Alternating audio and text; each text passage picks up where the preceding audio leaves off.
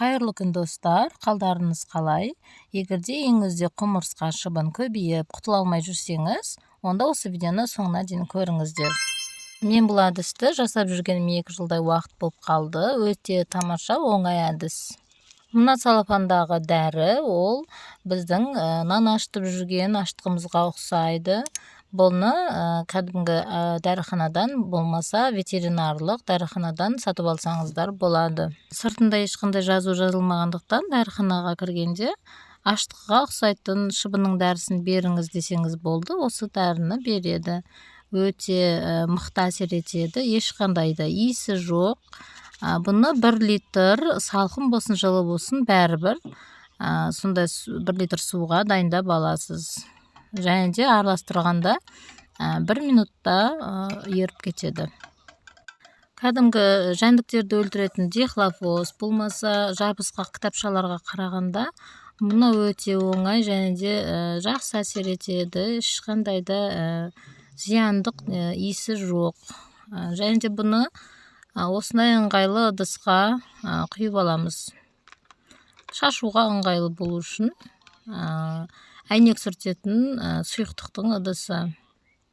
Бұндай болмаса, дүкендерде, базарда осындай шашатыны бар ыдыстар сатылады. Сондайға құйып алсаңыздар болады. Міне, бұл ыдысқа жартысы сыйды, яғни бұл 1/2 литр.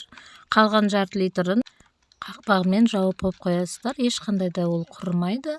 Мына жарты біткеннен кейін сол қалған жартысын қолданасыздар. Өте үнемді және көп уақытқа шейін жетеді. Бұны терезенің перделеріне, терезелердің үш жақтарына тікелей себе береміз. Ешқандай да перделерге дақ қалдырмайды. Ал терезенің әйнегіне сепкенде артынан қайтадан сүртіп аласыздар. Міне, шыбынымыз бірден өліп жатыр. Міне осылай сеуіп шықтым мен.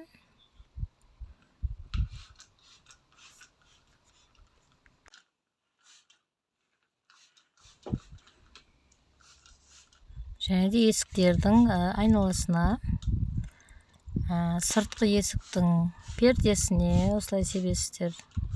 Бұның ешқандай иісі жоқ, қорықпай себе берсеңіздер болады.